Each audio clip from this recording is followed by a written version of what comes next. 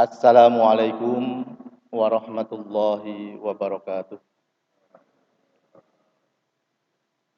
Alhamdulillah, alhamdulillahirabbil alamin, wassalatu wassalamu ala asrofil anbiya wal mursalin Muhammadin wa ala alihi wa sahbihi ajma'in amma ba'd. Fa ya ibadallah ittaqullaha haqqa tuqatih wa la tamutunna illa wa antum muslimun. Jamaah pengajian Ahad pagi yang dirahmati oleh Allah, Ustaz Muhammad Isa yang saya hormati. Alhamdulillahirabbil alamin, puji dan syukur kita panjatkan kehadirat Allah atas limpahan rahmat dan barokahnya pada kesempatan pagi hari ini. Kita akan memulai kembali pengajian Ahad pagi yang biasa kita laksanakan. Mengingat situasi pandemi, kita beberapa bulan libur dalam rangka mengikuti protokol COVID yang telah disepakati bersama oleh bangsa kita ini. Namun mengingat bahwa zona yang disampaikan makin dikecilkan dan alhamdulillah kita bisa melaksanakan dengan protokol kesehatan, maka diputuskan akad ini kita akan memulai yang pertama. Untuk selanjutnya insya Allah kalau situasi makin bagus, tentunya pengajian akad pagi tidak meliparakan setelah kita mulai. Sebelumnya perlu kami sampaikan agenda acara kita pada kesempatan pagi hari ini. Yang pertama pembukaan, yang kedua pengajian yang akan disampaikan oleh Haji Muhammad Isa, Ustaz kita, dan dilanjutkan informasi dari pimpinan cabang Muhammadiyah Lebar, dan akhirnya kita akhiri dengan acara penutup. Mengingat waktu, marilah kita buka pengajian pada pagi hari ini dengan doa menuntut ilmu bersama-sama. 1, 2. A'udzu billahi minasyaitonir rajim. Bismillahirrahmanirrahim. Raditu billahi rabba wa bil islam dina wa bi Muhammadin nabiyya wa rasula. Rabbi zidni ilma warzuqni fahma. Amin. Jamaah pengajian akad pagi yang dirahmati oleh Allah, marilah kita lanjutkan acara yang kedua dan kita ikuti bersama dengan cermat. Dan alhamdulillah pagi hari ini kita sudah mulai dengan peningkatan di pengajian akad pagi Libar lewat streaming yang bisa disaksikan baik yang ada di dalam masjid ini maupun yang ada di rumah kita masing-masing. Semoga ini menjadi langkah awal maju kita untuk terus selalu mengadakan inovasi-inovasi mengikuti perkembangan teknologi yang ada. Akhirnya waktu kami serahkan sepenuhnya kepada Ustadz kita, Bapak Haji Muhammad Isa, dipersilahkan.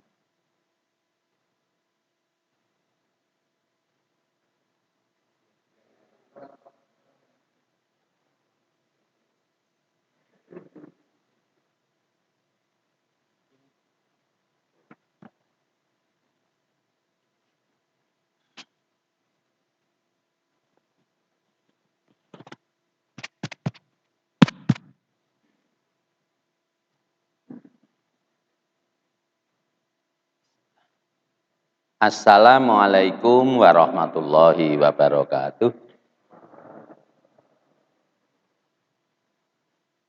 Alhamdulillahirabbil alamin, wassalatu wassalamu ala asyrafil anbiya'i wal mursalin Muhammad wa ala alihi wa ashabihi ajmain. Asyhadu an la ilaha illallah wa asyhadu anna Muhammadar Rasulullah. Allahumma sholli ala Muhammad wa ala ali Muhammad, amma ba'du. Bapak Ibu, adik-adik, anak-anak kaum muslimin wal muslimat rahimakumullah.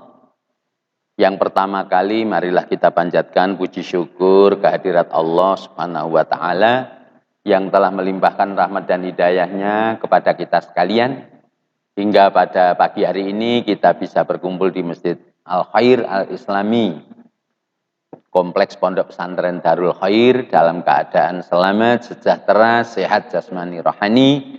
Mudah-mudahan dengan usaha kita menuntut ilmu di pagi hari ini, menambah ilmu, menambah iman, menambah takwa kepada Allah, sehingga hidup kita ini benar-benar bermanfaat bagi pribadi, keluarga, dan masyarakat semuanya. Amin. Selanjutnya pada pagi hari ini, perkenankan kami menyampaikan dua pokok masalah.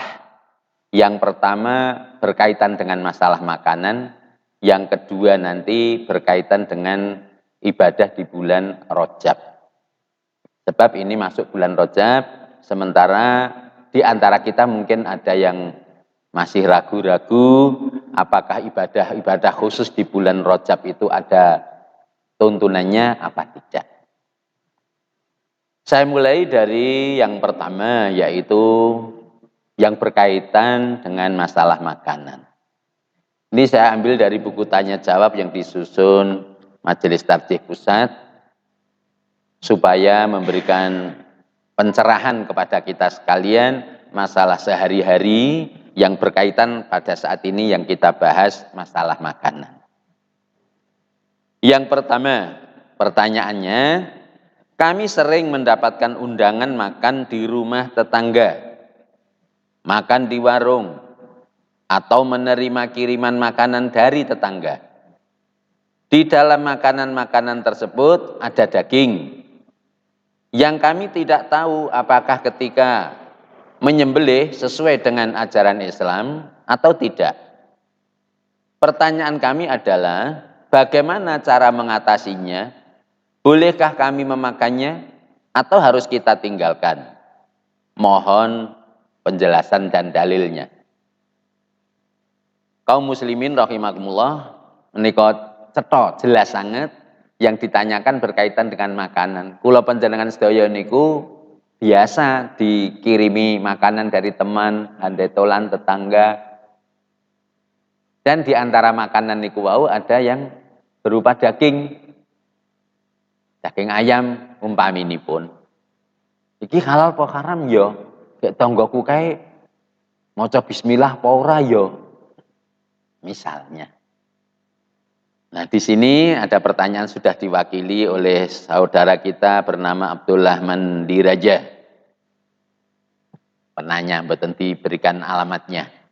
Jawabanipun yang disampaikan oleh Majelis Tarjih, sebelum kami jelaskan cara mengatasinya, kami kutipkan lebih dahulu dalil-dalil baik dari Quran maupun hadis.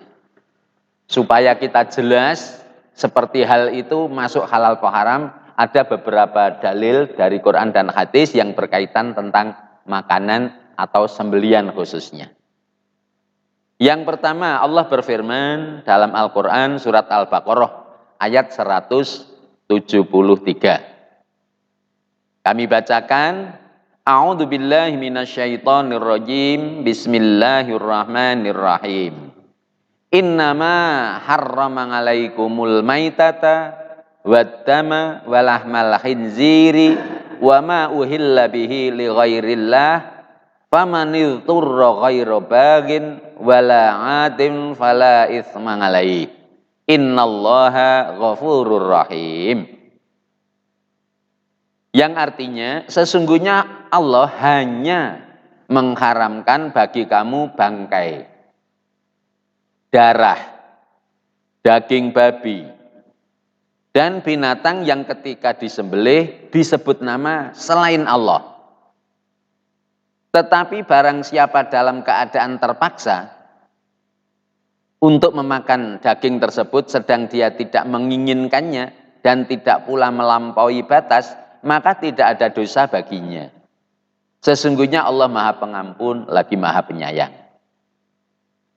Marilah kita pahami beberapa kata yang berkaitan dengan ayat tersebut. Pertama, yang diharamkan secara tegas dalam ayat ini hanya bangkai. Bangkai itu apa? Bangkai itu adalah binatang yang mati tidak disembelih secara Islam. Disembelih pun kalau tidak secara Islami, maka itu termasuk bangkai, termasuk haram.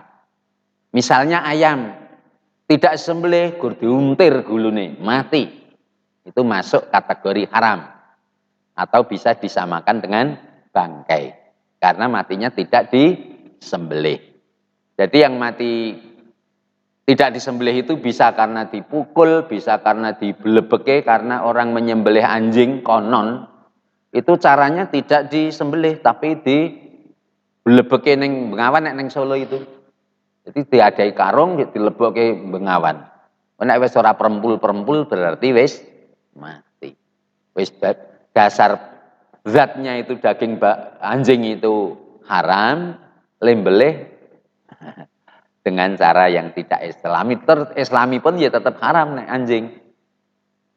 Walaupun di antara saudara kita Islam ada yang tidak berani mengatakan anjing itu haram.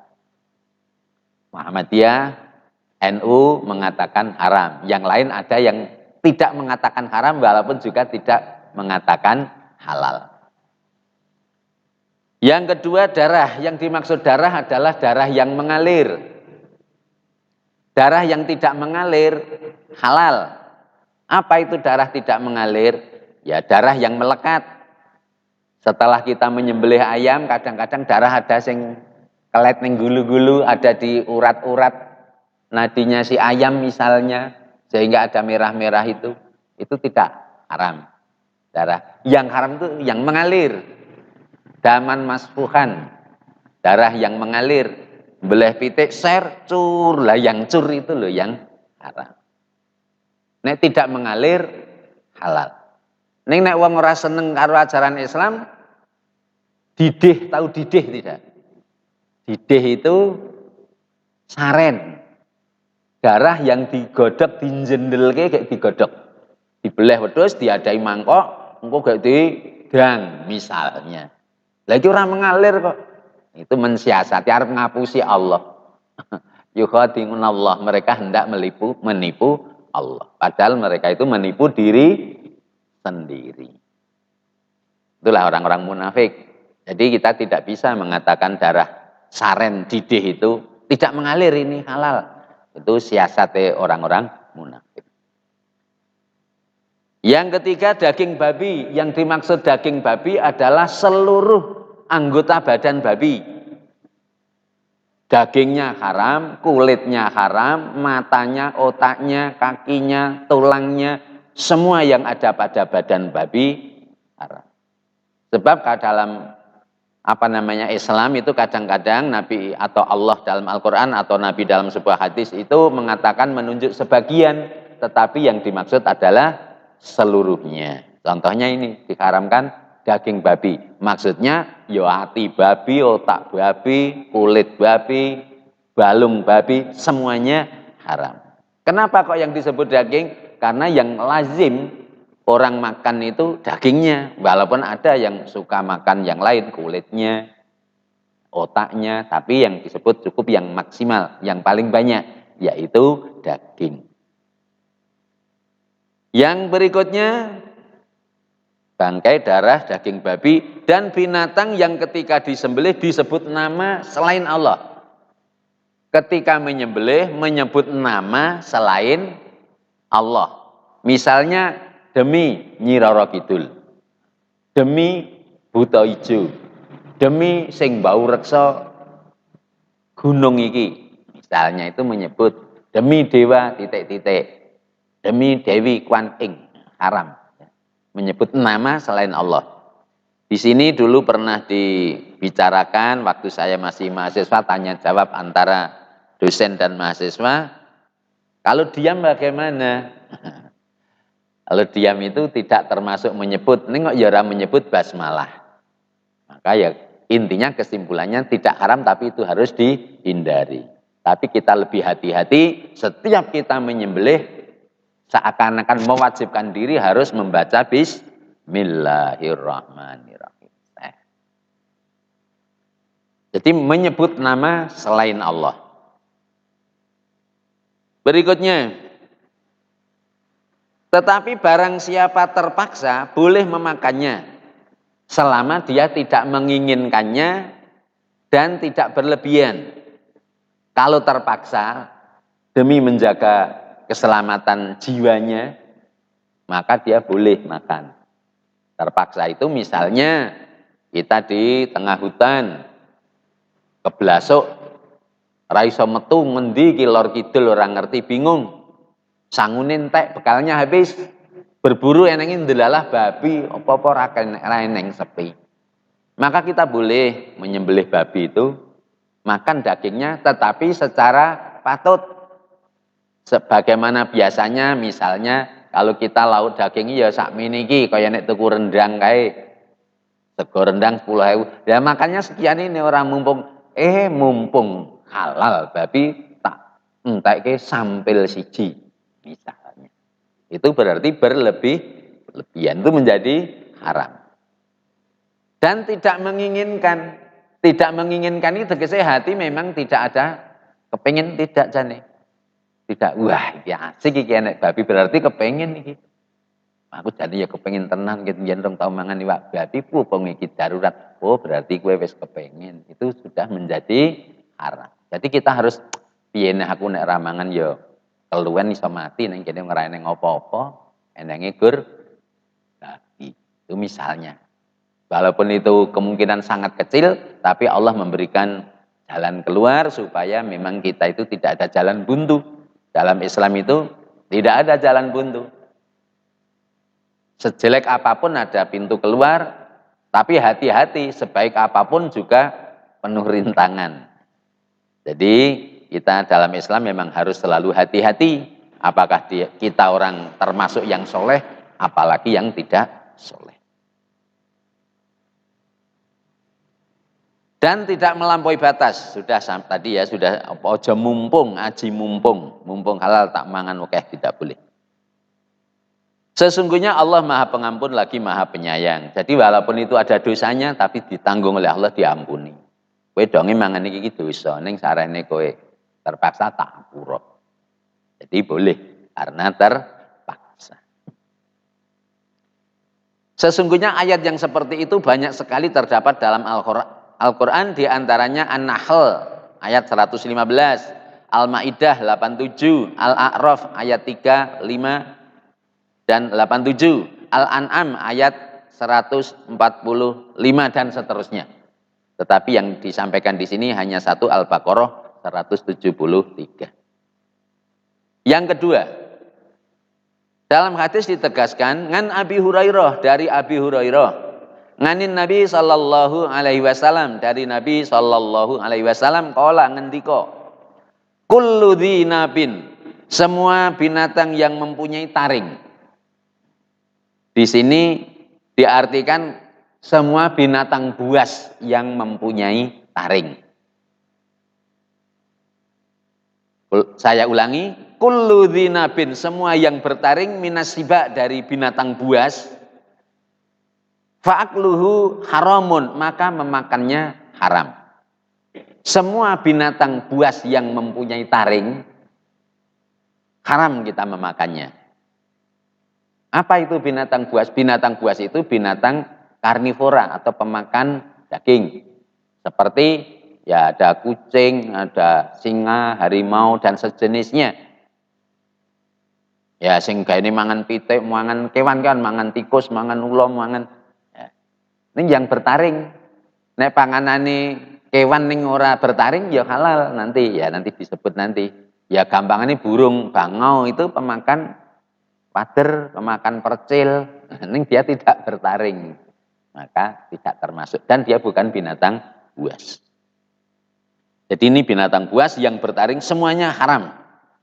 Yang kedua, ngan ibni Abbas, dari Abdullah putrane Pak Abbas. Dalam istilah hadis kalau disebut ibnu itu berarti Abdullah. Ngan ibni Umar, dari Abdullah bin Umar. Tidak disebutkan dari anak laki-laki ini Pak Umar, oh berarti kuwi Abdullah. Kalau tidak disebut nama, berarti namanya Abdullah. Ngan Abdullah bin Abbas, dari Abdullah putrane Pak Abbas, kala ngendika, naha Rasulullah sallallahu alaihi wasallam, Rasulullah sallallahu alaihi wasallam melarang ngan kulli dzinabin minas siba wa ngan kulli dzi mikhlabin minat toir. Yang pertama tadi sudah kulli dzinabin minas siba, semua yang bertaring dari binatang buas. Yang kedua, kulli dzi mihlabin minat toir, semua yang mencengkeram dari golongan burung. Burung yang mencengkeram, maksudnya mencengkeram atau bercakar, itu kakinya dipakai untuk memangsa. Nek bercakar kabeh, burung bercakar, ayam pun bercakar, tetapi dia tidak dipakai untuk memangsa. Nek sing mencengkeram untuk memangsa, misalnya burung hantu. Nek neng kene guwek begitu nggih. Ada lagi gagak, ada lagi badol, alap-alap dan sejenisnya. Semua jenis burung yang bercengkeram, mencengkeram untuk menangkap mangsanya haram dimakan. Itu jenisnya saya tidak hafal saking banyaknya ya, sejenis burung pemangsa atau ya burung camar dan seterusnya. Berikutnya, hadis yang ketiga, ngani Sya'bi ngan Nu'man, dari Sya'bi dari Nu'man bin Bashir qala ngendika sami'tu yaqulu. Saya artikan secara bebas karena panjang ini. Dari Asy-Sya'bi dari Nu'man bin Bashir diriwayatkan, ia berkata, saya mendengar Asy-Sya'bi berkata, saya mendengar Rasulullah bersabda. Nanti Asy-Sya'bi mendengar Rasul bersabda, sesungguhnya barang yang halal itu jelas dan sesungguhnya barang yang haram pun jelas. Dan di antara keduanya ada barang yang mustabihat, yaitu yang meragukan. Iki katut halal po haram to. Sing halal idane ya cetha-cetha. Ning haram ya cetha-cetha. Halal cetha, haram cetha. Ning di antara halal haram juga ada yang disebut meragukan. Mustabihat. Yang cetha halal ya kita sudah tahu. Ayam, kambing, ini semua binatang-binatang halal. Lembu, unta. Yang jelas haram, cetha ya. Yang haram ya jelas, ada tadi, ada babi, ada darah, ada bangkai yang disembelih menyebut nama selain Allah, jelas. Lah engko eneng sing ning tengah-tengah itu. Apa to sing ning tengah-tengah itu? Ya mungkin nanti ada misalnya nek yuyu kae piye to?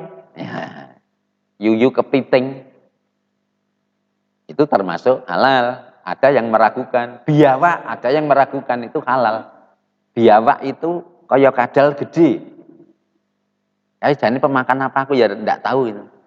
Kita memangsa tikus atau, tapi itu halal. Di sini kebetulan tidak dituliskan hadisnya, tetapi saya ingat sekali. Suatu ketika Rasulullah itu melewati suatu kaum. Dalam perjalanan Rasulullah melewati suatu kaum. Di kaum itu do pesta, do maam-maam daging. Enggak Rasul, kinara dahar mriki.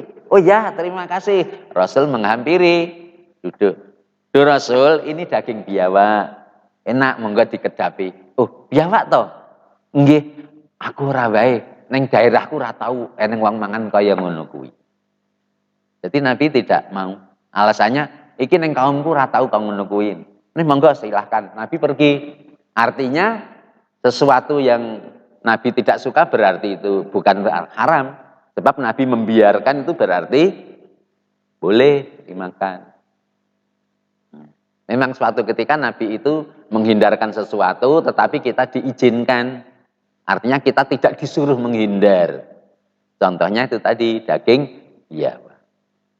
Ya misalnya kita punya saudara dari Jogja atau dari Solo atau Jakarta datang ke sini. Monggo niki ungkrung niki, gurih niki. Aku ora wae, nggon aku ora eneng wong maem kuwi. Ya, karena itu ya semamar iki entung iki halal apa haram. Ada yang merasa jijik minal khaba'is. Menurut saya tidak khaba'is. Khaba'is itu binatang kotor. Nek ngerti ku ya ora kotor. Nek wong gila kuwi weruh wis mengkorok. Apa meneh kok kon maem. Kira-kira sejenis itu kira-kira. Jadi sesuatu yang Nabi tidak kerso tetapi tidak melarang. Sebagaimana contoh yang lain, Nabi itu tidak mau menyolatkan jenazah yang masih meninggalkan utang. Tetapi sahabat disuruh menyolatkannya. Loh, itu apa berarti menyolatkan wong diutang itu dosa? Enggak. Ini Nabi tidak mau.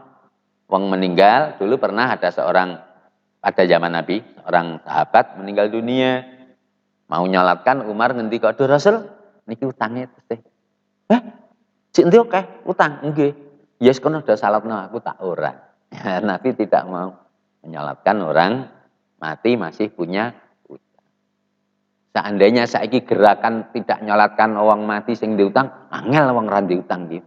Kae do diutang. Ora tau do salat jenazah. Ya, itu guyon pari kena. Seandainya kira-kiraku lho. Kira-kiraku nek wong pegawe iki sok kredit motor misalnya. Sampai mobil, sampai rumah. Nek wong tani iki ya sok utang rabuk. Ngoten niku tau biasa no, ya. Bakul biasa utang akeh snack itu saja sok gur drop-dropan urung bayar kok. Engko nek meninggal dunia para disalatke. Ya, itu kita tetap menyolatkan. Ya, jadi yang ditinggalkan Nabi tidak selalu haram. Bahkan halal atau bahkan Nabi menganjurkan, artinya tetap lebih baik disalatkan walaupun Nabi mengkhususkan tidak suka menyalatkan orang yang mati masih terlilit hutang. Kita lanjutkan.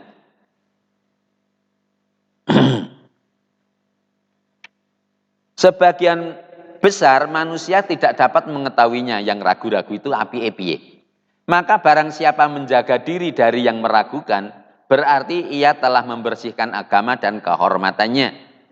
Nek kue ragu-ragu, was-was, nek kue meninggalkan jane itu lebih baik. Nek kue ragu-ragu ya silahkan. Oh jelas ini tidak haram ini biawak wong biyen sahabat. Ya sudah, makan aja. Kok grimang-griming ya kayak sikile kaya ngono. Lah ya nek kowe grimang-griming ya serasa. Berarti dia membersihkan agamanya dan kehormatannya. Dan barang siapa jatuh ke dalam yang subhat, maka ia jatuh ke dalam haram. Nek wong kok senengane sing subhat-subhat, sing halali malah ra seneng. Aku nek bangsane tahu tempe, wak pitik, wak wedhus yo mblenger to. Aku seneng aku iki biangsane bekicot, bangsane. Kok bangsa, aku seneng dhewe mangan bekicot. Bendinane ra lawuh bekicot aku jan ra. Nah, itu termasuk subhat. Misalnya gitu loh, semamar. Samar-samar. Sebagian tetap berpendapat halal, sebagian juga berpendapat haram. Wallahu alam. Karena itu samar-samar ya. Sing hati-hati ya tinggalkan. Nek jan mantep ning ati silahkan saja, enggak ada larangan. Terus Nabi menggambarkan bagaikan penggembala yang menggembalakan binatang ternak di sekitar tanaman suaka. Gambarane wong sing seneng grimang-griming nek temindak nek makan kok sing cetha halal harame ora cetha. Wong kok senengane sing minggring-minggring ya, meragukan. Kebanyakan orang itu ragu kok kowe nekat wae misalnya. Itu bagaikan orang yang menggembalakan di kebun yang di suaka. Kebun suaka itu kebun yang dilindungi oleh penguasa. Raja itu kan punya suaka, punya tanah yang tidak boleh dimasuki orang. Ya nek bahasa kita Indonesia eneng hutan lindung, misalnya gitu ya. Hutan lindung ae ketake ra enek sing duwe. Ning nek awake dhewe nyempel kok kayune sok iso dadi perkara. Gawa mulih pang akasia ketek ora kanggo tak goni. Sok-sok ngono kuwi dadi perkara. Nggih to? Teng Lipar wis aku bakul kayu karep krungu berita kaya ngono. Ya jadi kadang-kadang jane mesake aku berkono dituntut sekian juta atau dikurung sekian bulan. Lah ning nyat ya kana wewenang nyat ya dudak. Mune ya tegel-tegele nggo ramal kaya ngono.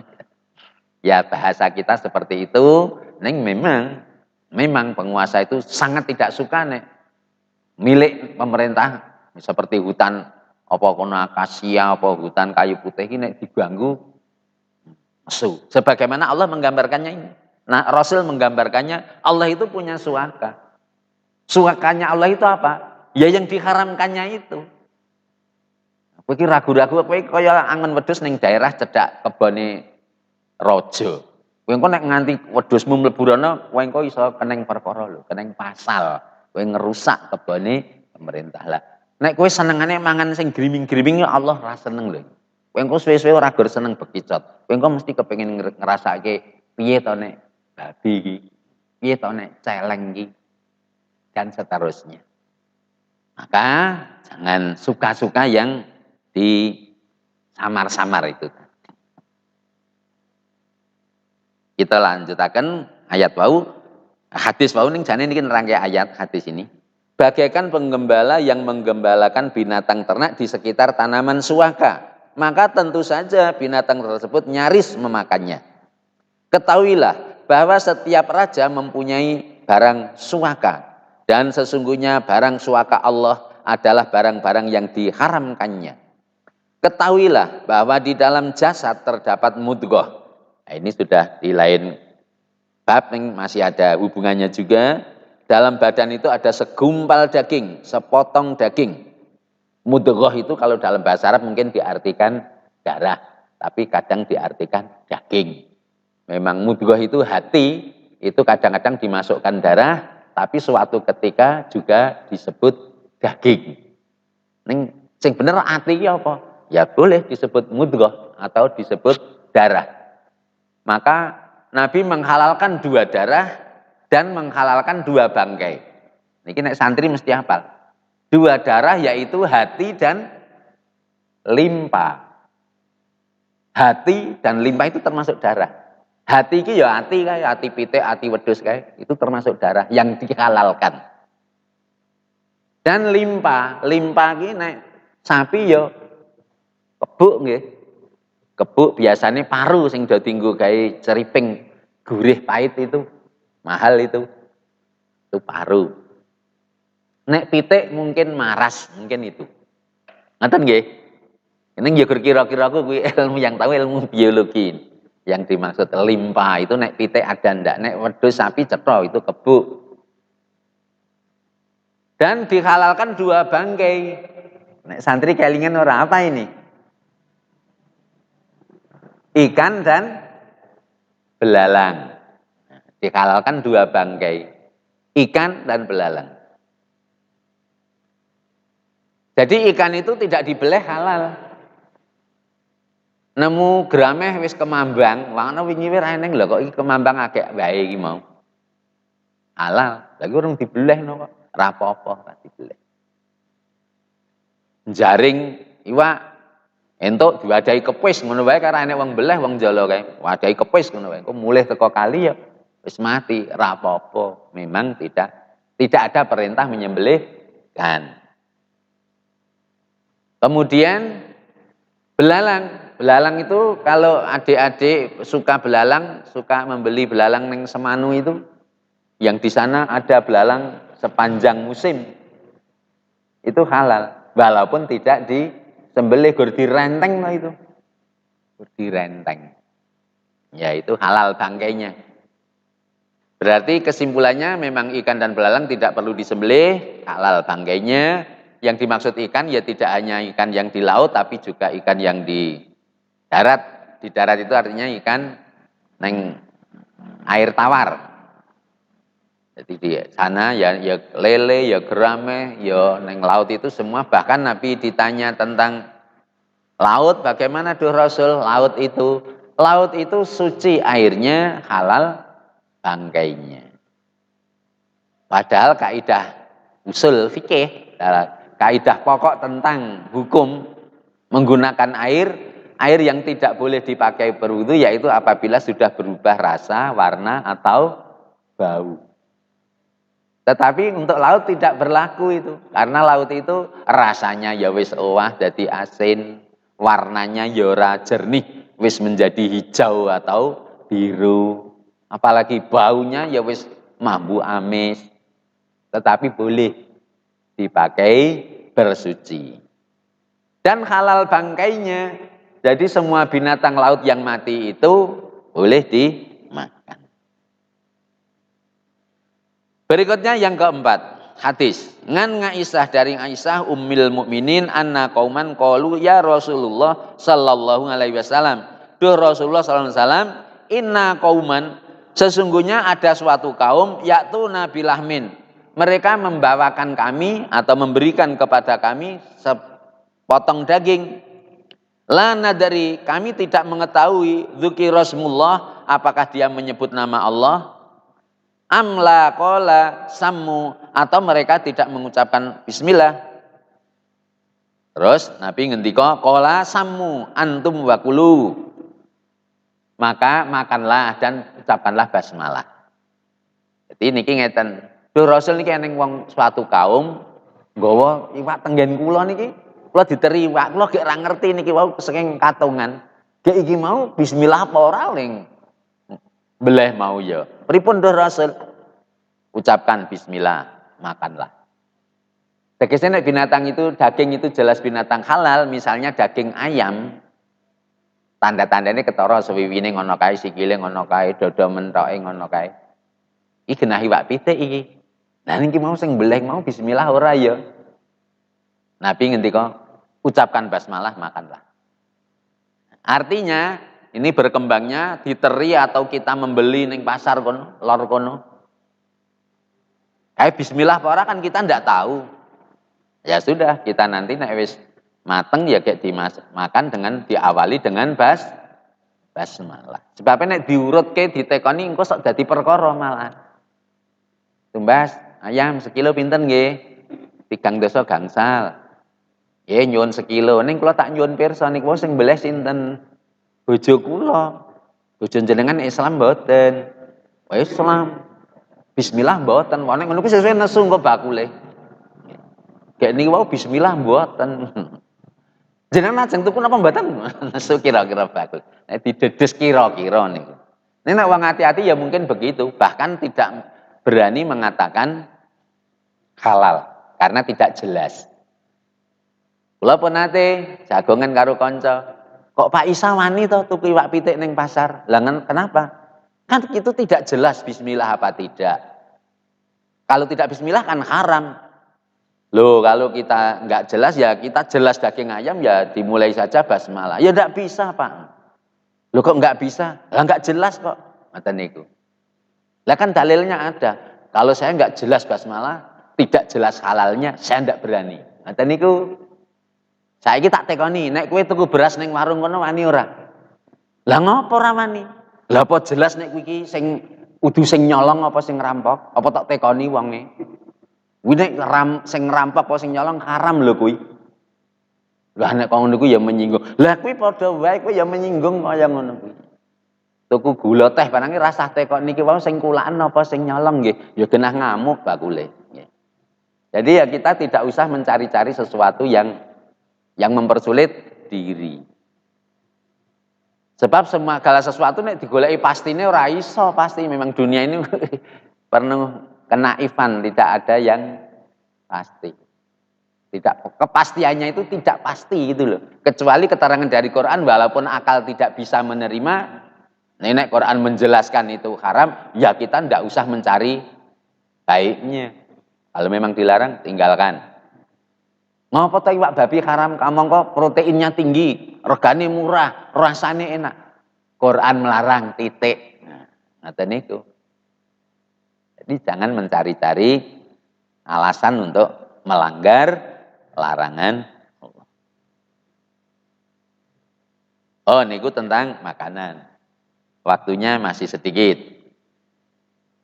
Hanya 2 hal tentang makanan. Saat ini menyelesaikan tugas kula sampaikan supaya kula jenengan pirsa tentang amalan-amalan di bulan Rajab. Jane pun kula share teng WA, tapi tidak semua hadirin sudah membaca, maka perlu saya sampaikan di sini supados kula jenengan pono. Bahwa kula panjenengan sedaya menika kadang-kadang diberi WA tentang amalan-amalan yang hebat di bulan Rajab. Niki di antara WA-nya kula waca niki. Oh niki ora mboten katut sik. Niki langsung mawon tentang larangan-larangannya. Tidak ada bid'ah hasanah. Semua bid'ah itu dholalah. Niki biasanya Pak Ustadz, Ustazah niku nggih menyampaikan ini. Sebelum pidato itu mereka memulai perakatannya dengan inna asdaqal hadithi kitabullah, sesungguhnya sebenar-benar hadis pembicaraan itu adalah Al-Quran, kitab Allah.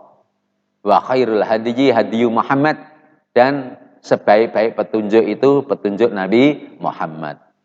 Wa syarrul umuri muhdatsatuha, segala sejelek-jelek perkara itu adalah ibadah yang dibuat-buat, yang baru.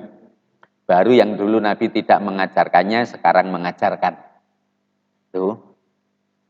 Wa syarrul umuri muhdatsatuha, kullu muhdatsatin bid'ah, segala sesuatu ibadah yang baru, yang dibuat-buat itu namanya bid'ah. Wa kullu bid'atin dolalah, semua bid'ah itu sesat. Wa kullu dolalatin finnar, dan semua kesesatan itu tempatnya neraka. Hadis sahih muttafaq alaih. Nika menjadikan kita sekalian jadi ibadah ojo digawe-gawe. Perlu kami sampaikan bahwa ibadah itu ada dua macam. Satu ibadah mahdhoh, dua ibadah umum, itu dalam tarjih seperti itu. Ibadah mahdhoh itu ibadah yang sudah juklak juknisnya dituntunkan oleh Rasul. Sholat, ada misalnya sholat, zakat, puasa, haji misalnya. Itu sudah dituntunkan Nabi. Caranya sholat, satu menutup aurat, menghadap kiblat dan seterusnya. Diawali dengan takbir, membaca iftitah, membaca fatihah dan seterusnya, ruku, i'tidal sampai salam. Seperti itu bacaannya, gerakannya, cara-cara syarat dan rukunnya semua sudah dituntunkan Nabi. Itu namanya ibadah mahdhoh, ibadah yang sudah tertentu. Wis ora iso diowahi.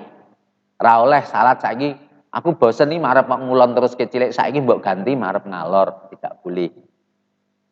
Atau bacaannya mbok supaya makmum semua paham, diwaca bahasa Indonesia wae. Ora Allahu Akbar ning Allah Maha Agung. Tidak boleh. Sebab dulu ada di Jawa Timur, Allah Maha Agung. Allahu Akbar diterjemahkan dengan bahasa Jawa. Kemudian puasa juga tidak boleh dirubah-rubah, bahwa puasa itu meninggalkan makan minum dan meninggalkan syahwat farjinya mulai dari subuh hingga maghrib. Tidak boleh diganti dari maghrib sampai subuh. Puasanya mbok mulai ini maghrib tekan subuh, tidak bisa. Dari zuhur sampai tengah malam, tidak bisa. Bulannya mbok ojo Ramadan ini soalnya sok pas wayahe tandur, tidak bisa ditawar. Jadi memang harus seperti itu. Demikian pula korban, yang boleh dipakai korban ini dan selain itu tidak boleh. Demikian pula haji, syaratnya harus ke Mekah Madinah diantaranya. Nah, maka kalau tidak memenuhi syarat rukunnya itu tidak sah. Itu namanya ibadah mahdhoh. Adapun ibadah yang tidak dipaketkan khusus, maka itu boleh ya menyesuaikan situasi dan kondisi. Nah, sekarang karena ibadah amalan untuk mencari pahala, ibadah kok berdasarkan sesuatu yang tidak diperintahkan oleh Allah, maka itu disebut bid'ah. Tidak diperintahkan atau dituntunkan oleh Rasul, maka itu sesat. Tapi di sini ada yang mengatakan bid'ah itu ada yang hasanah. Muhammadiyah berpendapat tidak ada bid'ah hasanah. Semua bid'ah itu sayyi'ah, sesat. Nah sekarang apa contoh bid'ah hasanah yang mereka sampaikan? Yaitu sholat berjamaah tarawih. Mereka mengatakan Nabi tidak pernah menyuruh. Oh salah kalau kamu mengatakan bid'ah, wong Nabi pernah berjamaah. Nah, maka itu tidak bisa. Maka Muhammadiyah membantah bahwa sholat tarawih jamaah itu bid'ah. Itu tetap sunnah, boleh, bahkan sunnah. Nabi pernah melakukan. Oh, niku tentang ibadah. Jadi yang seperti menuntut ilmu pengajian seperti ini boleh kita lakukan di Ahad pagi, Senin pagi.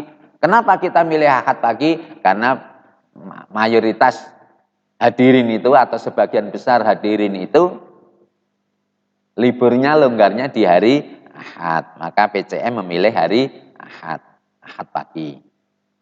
Jadi boleh mau Senin pagi, mau Selasa malam, boleh karena ini bukan ibadah mahdhoh. Menuntut ilmu itu ibadah umum, bebas. Mau bahasa Indonesia, bahasa Arab, surat yang dibaca ini itu boleh. Berikutnya, puasa bulan Rajab. Tidak terdapat amalan khusus terkait bulan Rajab, baik bentuknya sholat, puasa, zakat maupun umroh. Jadi judulnya ini sudah mengatakan tidak ada ibadah khusus yang diperintahkan atau dicontohkan Nabi di bulan Rajab. Mayoritas ulama menjelaskan bahwa hadis yang menyebutkan amalan di bulan Rajab adalah hadis dhaif dan tertolak. Amalan yang mengistimewakan misalnya orang yang berpuasa 3 hari di bulan Rajab, tanggal 1, 2, dan 3, maka itu akan mendapat pahala seperti ibadah 700 tahun. Menurut itu, ternyata hadisnya dhaif. Bahkan sing banget Adi Hidayat mengatakan, saya punya buku kumpulan hadis dhaif, tetapi itu tidak masuk di dalamnya. Jadi saking dhaifnya kuwi nenggon kumpulan hadis dhaif nganti ora masuk. Saking super dhaif. Jadi tidak bisa diamalkan walaupun kita sering mendapat WA dari teman saudara, silahkan berpuasa 3 hari ini mulai tanggal 13 ini kemarin nggih. 13, 14, 15. Nah, kenapa niki Februari? Niki tanggal 1, 2, 3-nya bulan Rajab. Nek basa Jawa ini Recep.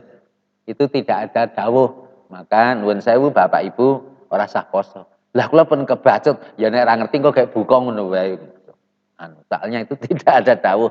Karena kalau kita sudah tahu itu tidak ada tuntunan, sayogyanya kita tinggalkan. Tidak terdapat riwayat yang sahih yang layak dijadikan dalil tentang keutamaan bulan Rajab. Tidak pula riwayat yang sahih tentang puasa Rajab atau puasa di tanggal tertentu di bulan Rajab atau sholat tahajud di malam tertentu di bulan Rajab. Keterangan ini telah didahului oleh keterangan Imam Al-Hafidh Ibnu Ismail Al-Harawi. Keterangan yang sama juga disampaikan oleh Imam Ibnu Rajab dalam karyanya yang mengupas tuntas tentang amalan sepanjang tahun yang berjudul Lataiful Ma'arif. Beliau menegaskan tidak ada sholat sunnah khusus di bulan Rajab. Mungkin mulai wonten nek dibahas selain Rajab bulan Sya'ban niku enek sing sholat di tengah malam 1 malam. Jenenge sholat napa niku? Pertengahan bulan Sya'ban.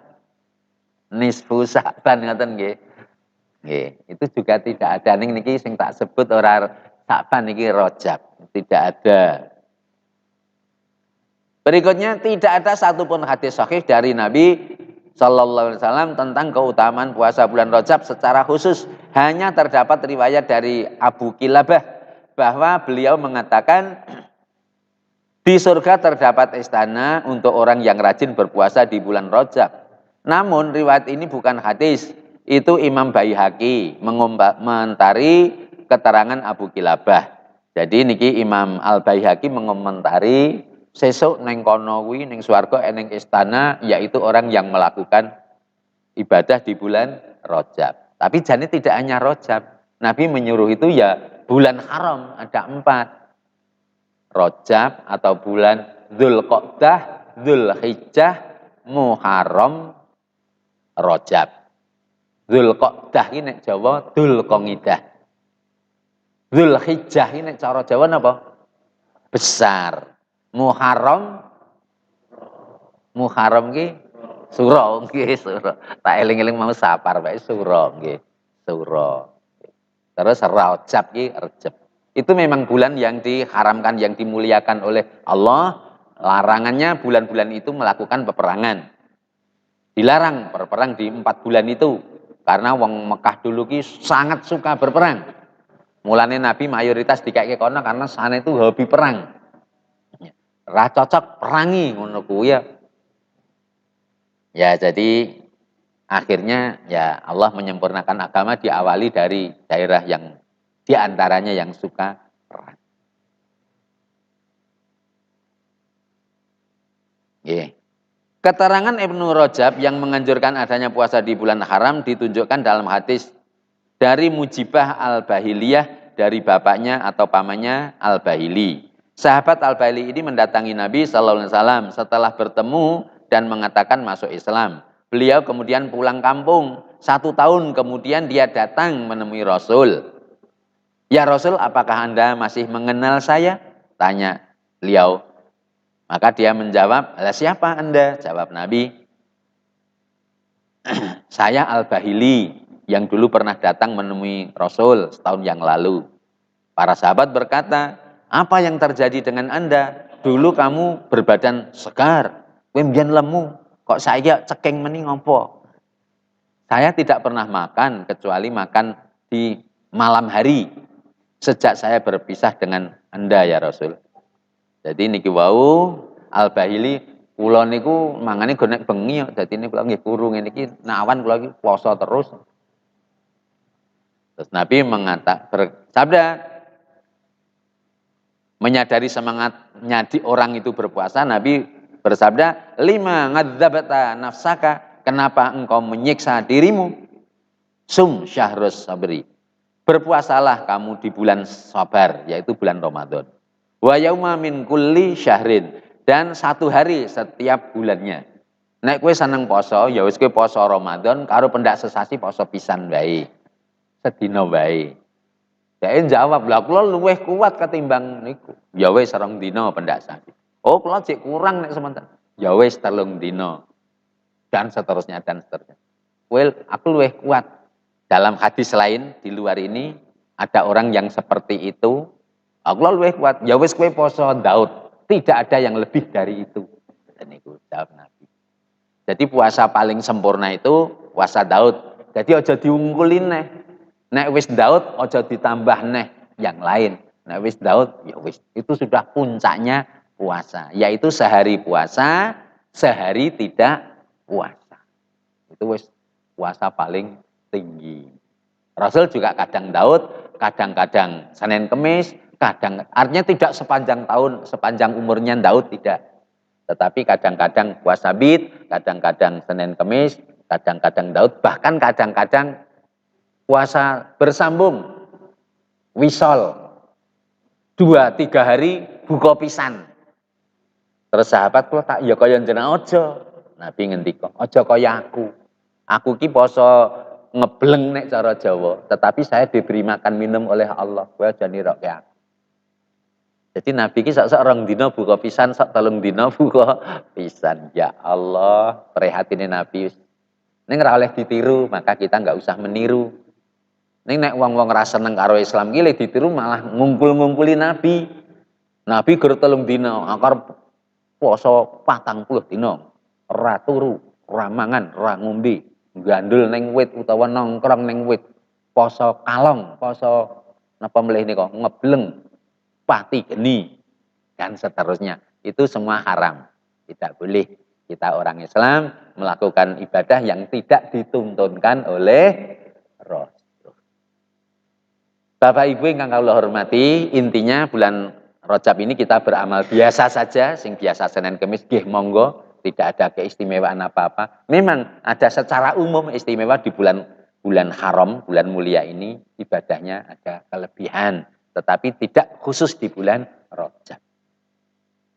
Mekaten ingkang saged kula aturaken pas jam itu kirang langkungipun pas jam nggih 17.06 jam itu kirang langkungipun nyuwun agunging pangapunten billahi taufik wal hidayah. Assalamualaikum warahmatullahi wabarakatuh.